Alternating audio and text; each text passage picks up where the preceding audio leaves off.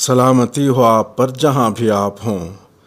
ایک شخص اپنے دوستوں کی محفل میں باقاعدگی سے شریک ہوتا تھا۔ اچانک کسی اطلاع کے بغیر اس نے آنا چھوڑ دیا۔ کچھ دنوں کے بعد ایک انتہائی سرد رات میں اس محفل کے ایک بزرگ نے اس سے ملنے کا فیصلہ کیا اور اس کے گھر گئے۔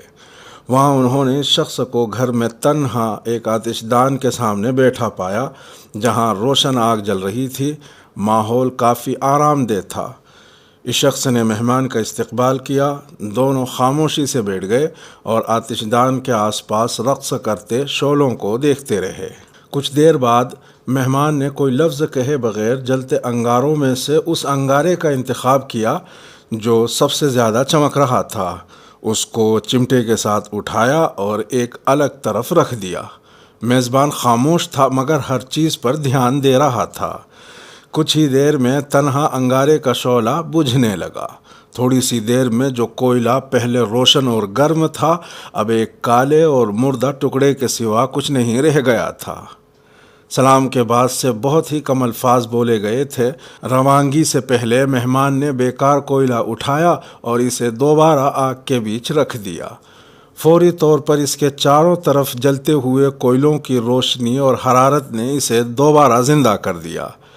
جب مہمان روانگی کے لیے دروازے پر پہنچا تو میزبان نے کہا، آپ کی آمد کا شکریہ اور آپ کے اس خوبصورت سبق کے لیے بہت بہت شکریہ۔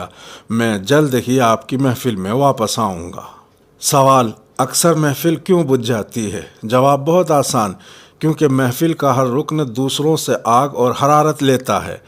گروپ کے ارکان کو یاد رکھنا چاہیے کہ وہ شعلے کا ایک حصہ ہیں اور ہم سب ایک دوسرے کی آگ کو روشن کرنے کے ذمہ دار ہیں، اور ہمیں اپنے درمیان اتحاد کو قائم رکھنا چاہیے تاکہ محبت کی آگ واقعی مضبوط، مؤثر اور دیر پا ہو اور ماحول آرام دہ رہے۔